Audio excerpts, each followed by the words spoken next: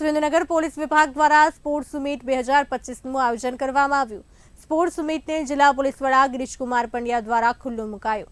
3 દિવસ માટે કરવામાં આવ્યું સ્પોર્ટ્સ મીટનું આયોજન। સ્પોર્ટ્સ મીટમાં યુનિટના 262 સ્પર્ધકોએ ભાગ લીધો। સ્પોર્ટ્સ મીટમાં ક્રિકેટ, વોલીબોલ, લાંબી દોડ સહિતની સ્પર્ધા યોજાઈ। વિજેતા સ્પર્ધકોને મોમેન્ટ તથા ઇનામ જિલ્લા પોલીસ વડા દ્વારા વિતરણ કરાશે। સુરેન્દ્રનગર પોલીસ વિભાગ દ્વારા સ્પોર્ટ્સ મીટ 2025નું આયોજન। સ્પોર્ટ્સ મીટને જિલ્લા પોલીસ વડા ગિરીશકુમાર પંડ્યા દ્વારા ખુલ્લું મુકાયું। 3 દિવસ માટે કરવામાં આવ્યું સ્પોર્ટ્સ મીટનું આયોજન। સ્પોર્ટ્સ મીટમાં યુનિટના 262 સ્પર્ધકોએ ભાગ લીધો। સ્પોર્ટ્સ મીટમાં ક્રિકેટ, વોલીબોલ, લાંબી દોડ સહિતની સ્પર્ધા યોજાઈ। વિજેતા સ્પર્ધકોને મોમેન્ટ તથા ઇનામ જિલ્લા પોલીસ વડા દ્વારા વિતરણ કરાશે।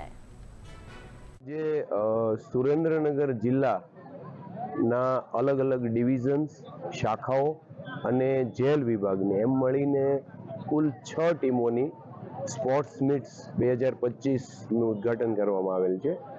આની અંદર સમગ્ર જિલ્લાની અંદરથી 262 ખેલાડીઓ છે એ ભાગ લેશે। કુલ 14 રમતો, જેમાં 7 રમતો જે છે એ વ્યક્તિગત છે અને 7 છે એ ટીમ ઇવેન્ટ છે। એટલે આજથી શરૂ કરી અને 3 દિવસ માટે છે એ આ સ્પોર્ટ્સ મીટ્સ ચાલશે।